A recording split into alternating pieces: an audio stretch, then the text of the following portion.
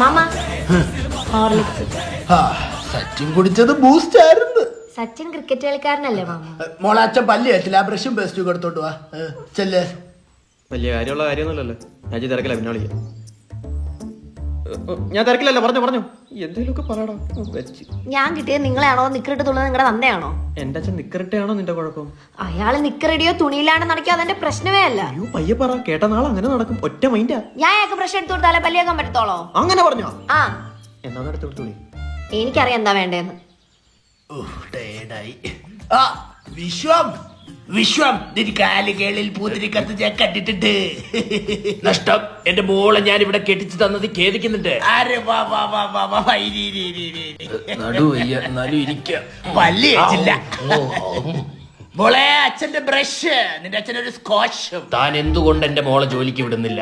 എന്റെ കുടുംബത്തിൽ ഒരു പെണ്ണുങ്ങളും ജോലിക്ക് പോയി ചാരിത്രമില്ല, ആണുങ്ങൾ. പിന്നെ നിങ്ങൾക്ക് എന്തുവായിരുന്നു പണി? ഉണ്ടാക്കിയിട്ടു പിള്ളാരെ അല്ല, സ്വത്തുക്കള്. കാരണവന്മാര് ഇഷ്ടം പോലെ സ്വത്തുക്കൾ ഉണ്ടാക്കിയിട്ടു. അത് തിന്ന് മുടിപ്പിക്കാനാണ് എന്റെ അപ്പൂപ്പൻ എന്നോട് പറഞ്ഞത്. അച്ഛാ ഓ അകത്തോട്ടിരിക്കാം. പതുക്കെ പിടി, നടുവയ്യ. അച്ഛനുണ്ടോ? വിശ്വം തനിക്ക് തന്ത ഉണ്ടോന്ന്? അച്ഛൻ ചോറുണ്ടോന്ന്? ഓ അതെ. എന്റെ മോളെ ചോറ് വെക്കാനും വീട്ടു ജോലി ചെയ്യിക്കാനും തടവിൽ പാർപ്പിച്ചുള്ളോ? വല്ല തടങ്കലിൽ പാർപ്പിച്ചില്ലേ? മര്യാദയ്ക്ക് സംസാരിക്കും. വിശ്വം യെസ്. വിശ്വം നിൻ കാലുകളിൽ പൂത്തിരിക്കത്ത് ഞാൻ കണ്ടിട്ടുണ്ട്. എന്റെ കളിയാക്കട്ട് മോളെ. സോറി അച്ഛാ, മിണ്ടാരാ.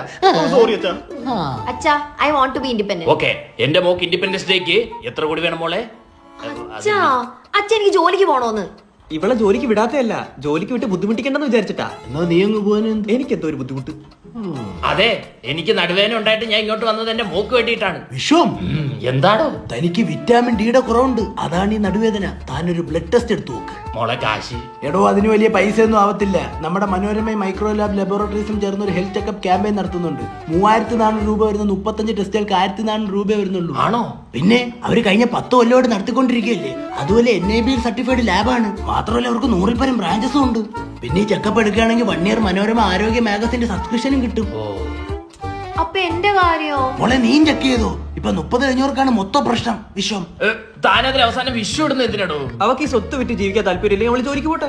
ആ അപ്പൊ പ്രശ്നം തീർന്നില്ലേ? അപ്പൊ ഡാഡി പോന്നു മോളെ. വിശ്വം വിശ്വം നിൻ കാലിന്റെ പൂത്തിരി കത്തുന്ന കണ്ടിട്ടുണ്ട്, അതല്ലേ? ഒന്ന് പോടോ. പോവല്ലേ? ഈ വിഷു എന്ന് വിളിച്ച് വിഷമിപ്പിക്കാതെ.